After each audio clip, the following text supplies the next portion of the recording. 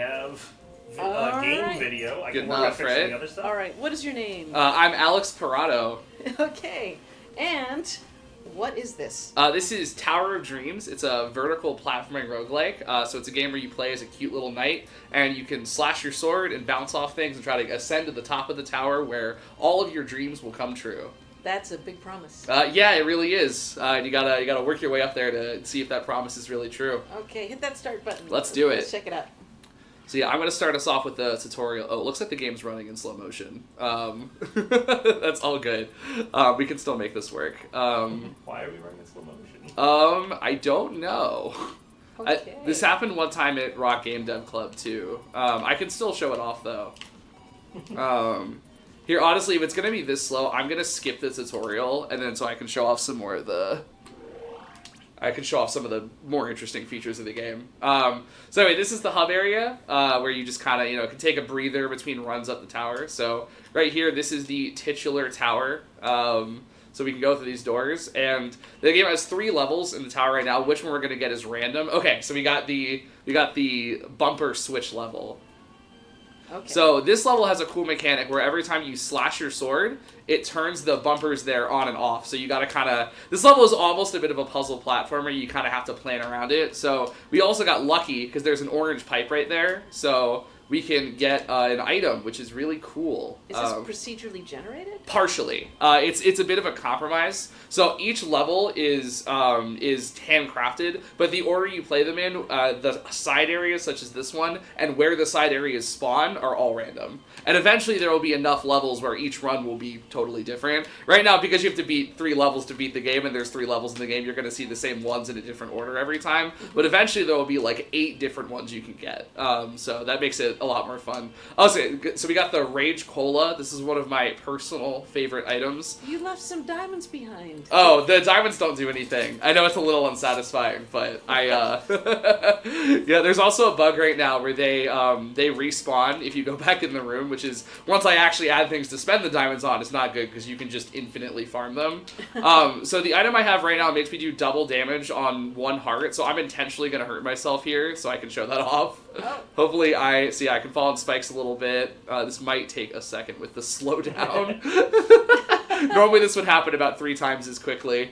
There we go. And then we're going to get hit 1 more time, and then rage. Oh, nice. So then your character gets angry, and you get little puffs around your head. So now, there's no enemies here, but once we get to one, I'll be able to kill it in 1 hit. But you only get that when you're on 1 heart.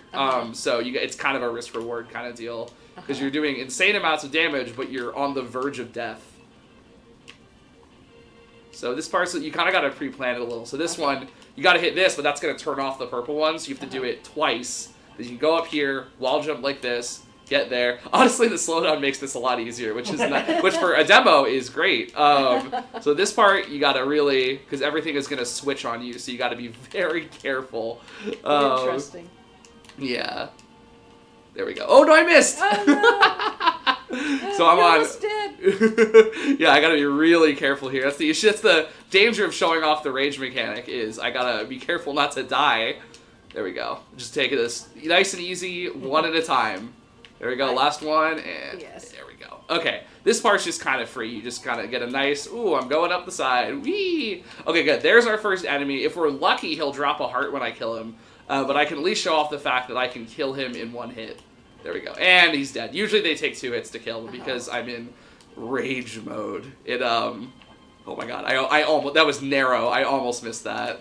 I love this mechanic where it's alternating. It reminds me of 140. Oh, I love 140. Yeah. Thank you so much. It's flattering to be compared to that game. It's awesome. So yeah, this guy we can kill in 1 hit. Man, if one of these could just drop a heart, I would really appreciate that. I do not want to. Hold on. Here, I do not want to die while I'm demoing this. Okay, here we go. Did you create all the assets? Yeah. So art, programming, everything was all me. The only thing that I didn't do was the music. I have a guy that I met on Twitter who's really good at what he does. That does the music. It was very very fortuitous. There we go. All right, if I can make it this level without dying, that would be... Oh, no. It's harder to dodge the bullets because I have to do it in slow motion. Oh my god. Here we go. Okay. I believe bullet that would have gotten me. All right, this part is even tougher, so you got to be really. All right, I'm gonna first. So before I do anything, I'm gonna switch it to purple. So that way we have a bit of a better chance here. Okay, here we go. And hit the purple. There we go.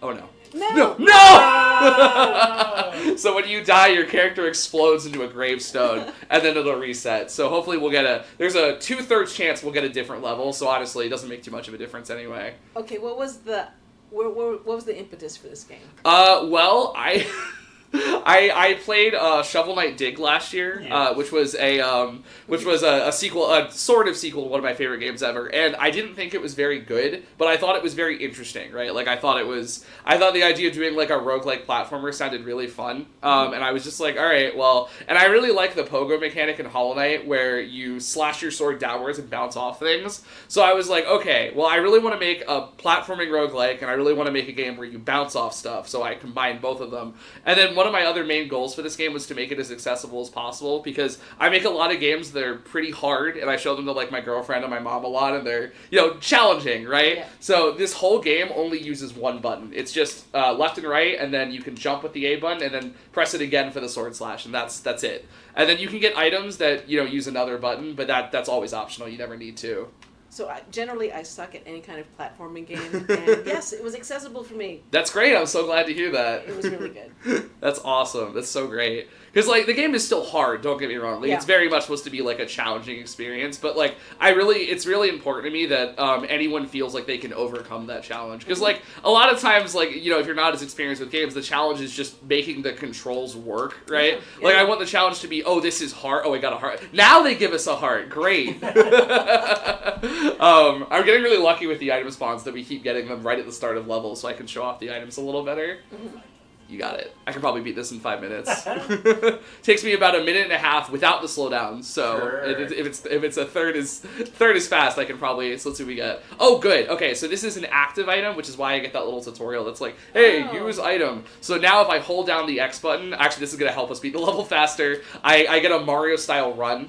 Which is pretty fun. So this is the only time that you ever have to use a button that isn't the A button.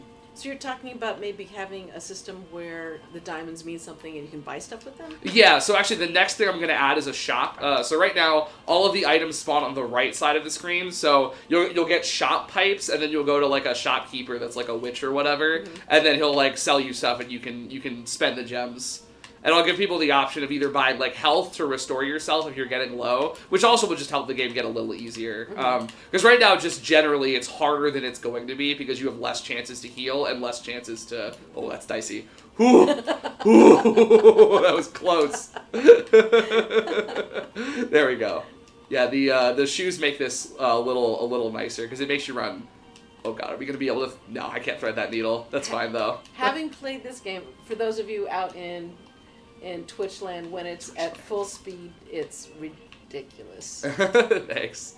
Yeah, make sure on the VOD we speed it up. Yeah. Yeah, that'd be... talk really slow. Yeah. So anyway. I'm really enjoying this play. So this section introduces enemies that you can't kill because they're crucial for the level design. So if you did kill them, you would soft lock yourself. So I basically made it so you can't do that because here you need to use their bullets to get up to the platform on the left. So here we can, hopefully I don't mess this up. 1, 2, there we go. And then up here you got to do that again, but 3.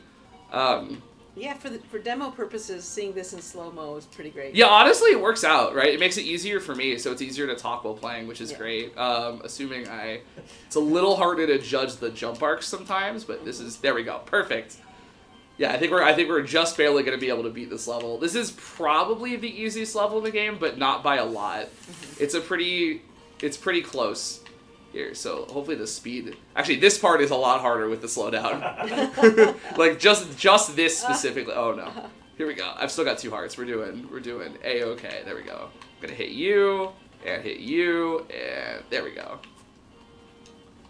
But yeah, so I was a little worried making handcrafted levels for the game would make it feel too repetitive. But so far that has seemed not to be too much of an issue for people. And the benefit to that is you get more like specially crafted level design, right? Like I can actually introduce a mechanic and then like expand on it over the course of like a 2-minute level, right? As opposed to like you just getting a bunch of pre-made chunks that like can never connect to each other, because if they did, then it would get confusing, because you might get a chunk that you don't know how to handle before you got one that you did. So I am hoping, and it seems like so far, that the benefits outweigh the drawbacks. The shoes make this part a lot easier because you have a very slim amount of time to get through there without getting hit with a bullet. But if you can run 50% faster, that makes that part 50% easier. So this is the last part of the level. You just get a nice victory lap where you go, oh no, 1, 2, oh god, 3, 4, and then you get the bumper, and that's it. There you go. Okay. Yeah. Is this a good place to stop, or should I keep going? Well, I have some questions. Oh yeah, I would love to answer your questions. All right, so you are an army of one for this. Yes, entirely. I know you're dealing with this in your copious free time. Yep. You talked a little bit about the importance of passion projects on top of everything else, because you're definitely committed to it. You've got several games here. Yeah, I've been chained down to a bunch of booths today. Yeah. That's a really good question. Yeah, because for me, passion projects are what keep me going with games, right? Like for me, like there is nothing more fun and no greater feeling than putting something together that I'm really proud of, right? Like this game is really not that I don't enjoy working on Capstone, but this game has really been like my pride and joy this semester, because I'll get a free night here and there, and I'll just spend 6 hours working on it. It's just, especially because I'm using a pretty low resolution for the game, and I'm using an engine that I'm very comfortable with, I can pump out content really quickly for it, which just makes everything a lot more satisfying. Like if you spend 6 hours just getting like a wall cling to work, like that's not enjoyable. Every once in a while when I have to do bug fixes for this game, it's awful. Actually, it's funny with these guys specifically. I hit a bug the other day where if you got hit with them on the way up like this, you would get caught in the ceiling, and it was such a pain to try to fix that, but I'm really glad I was able to. But anyway, passion projects are, I think, not only important for your portfolio for like logistical reasons, for getting jobs and, proving that, you can do what you say you do on your resume, but I think more importantly, they're just very fun to do, because you've got no limitations, no anything, right? So a lot of my games, I'll kind of intentionally limit myself, because otherwise I'll get way too creative. So this whole game only uses 13 colors, which is actually a lot for me. If you've seen my other games, they usually only use about 4 at once. So this game was actually a little ambitious color-wise for me. But that's really the only thing that keeps it manageable. Because even then, the scope for this is not small, but it's... what's most important when doing passion projects at the end of the day is that you do something that's doable. Like, I see a lot of passion projects that are like giant 3D demos, and like that's awesome, right? Super impressive stuff, but like those are never gonna get finished, right? Like just I think it's really important to choose things that you can finish, because there's no greater satisfaction than finishing something, right? I mean, oh, sorry, what were you gonna say? Oh no, I find that interesting that you're saying that, because most artists I know don't know how to stop. So how do you tell yourself, this is where I'm going to call it done? Yeah, and that's really hard to do, right? I think what I usually do from the start of development is just pick a point where I'll be like, yeah, this is finished, right? And then I'll just work as far as I can to get close to that. And if people like the game, I'll keep going. But I think it's important to hit like a stopping point, right? Like to designate that for yourself. And then, once you hit that, be like, yeah, this is finished. I can add to it if I want, but it's done, right? Yeah, it's the feeling of actually... Oh, no, I got a little too close there. The feeling of actually fully finishing something is a really... It makes all of it worth it, right? Like, getting to be here today and having everyone see this is an amazing experience. Speaking of finishing, yeah. How about... what sort of words would you like to end on for others? Oh, man. That's a great question, but a hard answer. Yes, and it has to be short. Yeah. I would just say, do whatever makes you happy, right? Like, I really, this game only came together because it was something that just made me happy, and I kept doing it, right? And sometimes even at the expense of other things that I should have been doing, honestly. Like, it's just... At the end of the day, whatever you think would be fun and doable, you just need to focus on that. Don't make your dream game. Don't make anything crazy initially, right? Eventually do that, but you just got to start out small. So that would be my advice. That is excellent advice. Thank you Very much. Thank you very much. This was so much fun. Yay. Okay. Yay.